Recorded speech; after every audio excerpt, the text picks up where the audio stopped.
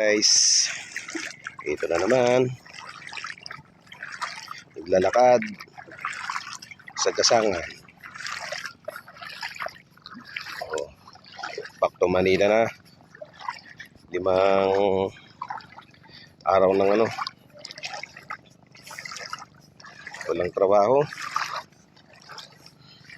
Kailangan naman magbalik trabaho naman. Okay naman yung resulta ng pagtatabas at paggamas ko. Ayan. So ito na. Sasakay na naman ulit kami ng bangka. May kasag. Mayroong kasag guys, lalakad. Tago. Uy! Nawala. Wala yung kasag. Bilis mag-bounce sa buhangin. So yung ganitong pang araw-araw na sitwasyon, paghibas, yung mga bangka, yung mga service ay nandun sa laot, dun sa mga bato na yun, sa malalim. Gawa ng, kasi pag dito na siya pinaandar, dito na siya sinakyan, sasayad. Yung mga bangka rito sa barangay namin, dito sa tabing buhangin, ang dami. Yung mga maglalaot, ginagamit nila paglaot. May kasabay na ako rito.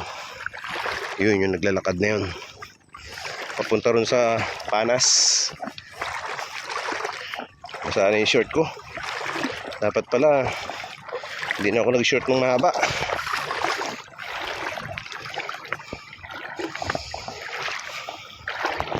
Medyo mababaw na rito, hindi na mababasa yung short ko. Ayan, tingnan dito ang bago ka makasakay ng bangka, paghibas kailangan mo maglakad. Kailangan din yung service mong bangka ipalaot mo rin, dali mo sa malalim.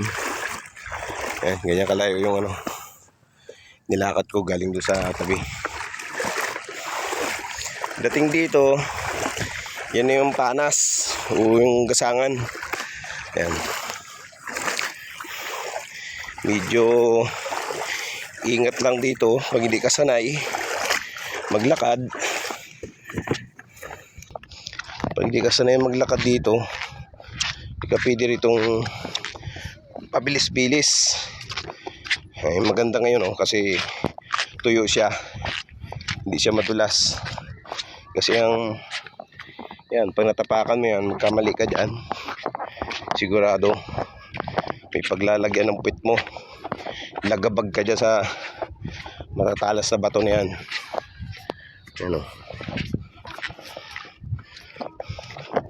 Ang ganda rin naman itong pangyayari nito na may mga bato rito. Gawa ng pag may malalaki ang masamang panahon, maalon. So yung alon hindi na nakakarating dun sa sa amin, doon sa tabing buhangin doon. Hindi na nakakarating ng yung malalaki, kasi dito pa lang babasagin na siya. Yan. Dahan-dahan, madulas. Oh.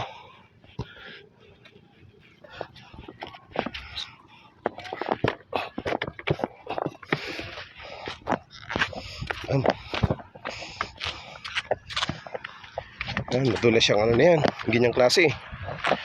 Ay. Kaso may malalim pala rito. Yun ang problema nila. Lulusungin yung bangka. Ligo ka. Ayan yan yung sasakyan namin. Laki ng bangka. Dami ditong sisi. Ayan.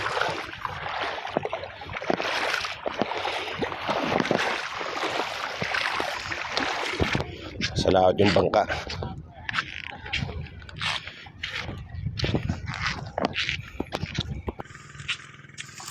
Ganda ng view rito. Malubog na yung araw.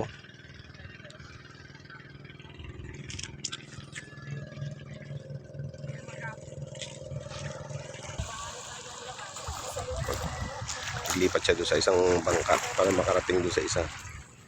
Para di mabasa.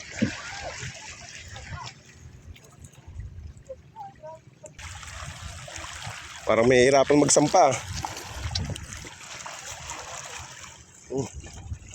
Ito. Taas ng bangka, hirapan niya magsampa. Oh.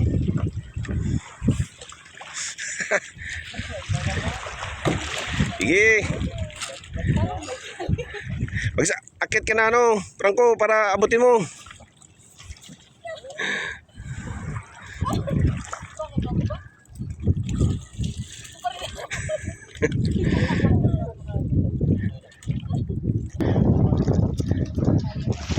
Kapit. Dandaan. Iba talaga pag matangkad.